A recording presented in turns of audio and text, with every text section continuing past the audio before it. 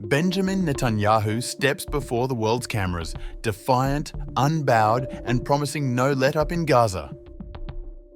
He declared, "We will finish the mission," signalling a long, punishing campaign ahead. As hospitals overflow and aid convoys stall, questions mount. What future does Israel see for Gaza, and at what cost?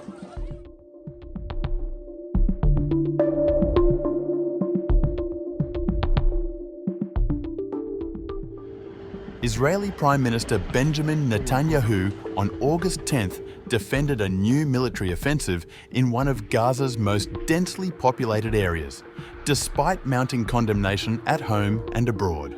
Speaking to foreign media minutes before an emergency meeting of the United Nations Security Council, Netanyahu declared that Israel has no choice but to finish the job and complete the defeat of Hamas.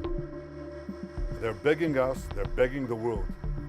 Free us, and free Gaza from Hamas. No nation can accept a genocidal terrorist organization, an organization committed to its annihilation, a stone's throw from its citizens. Our goal is not to occupy Gaza.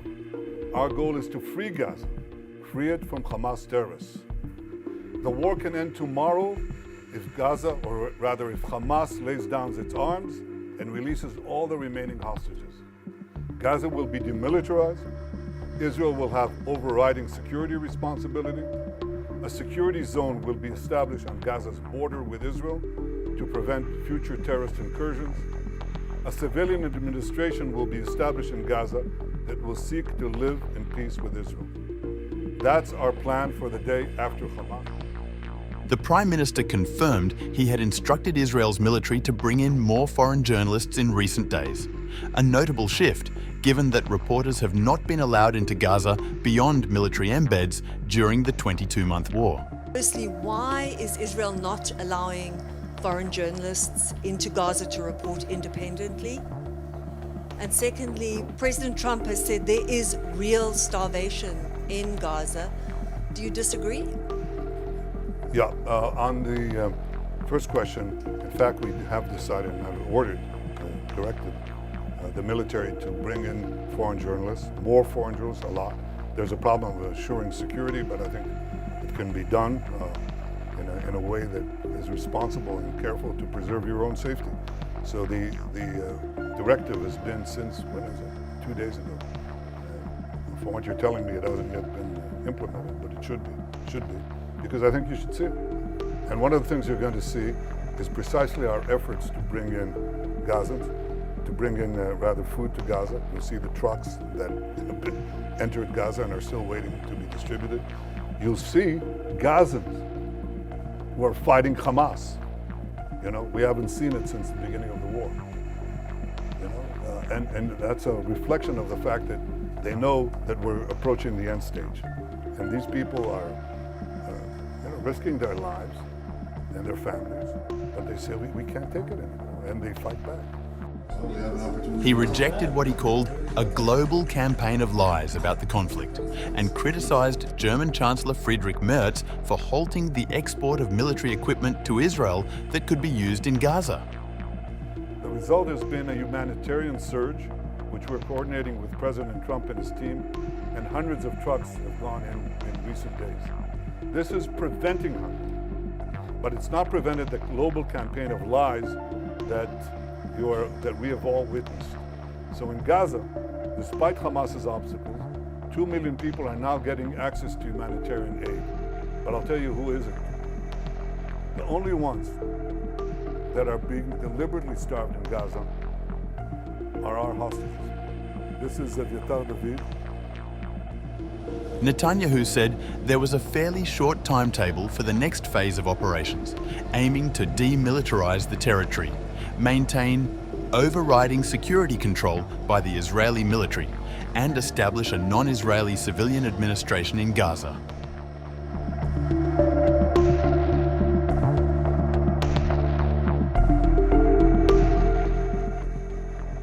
the 5 European Union UNSC members issued on August 10th a statement condemning Israel's decision to expand military operations in Gaza and calling on Israel to reverse that decision. We condemn the government of Israel's decision to further expand its military operations in Gaza. This plan risks violating international humanitarian law. We call on Israel to urgently reverse this decision and not to implement it. And we reiterate that any attempts at annexation or of settlement extension violate international law.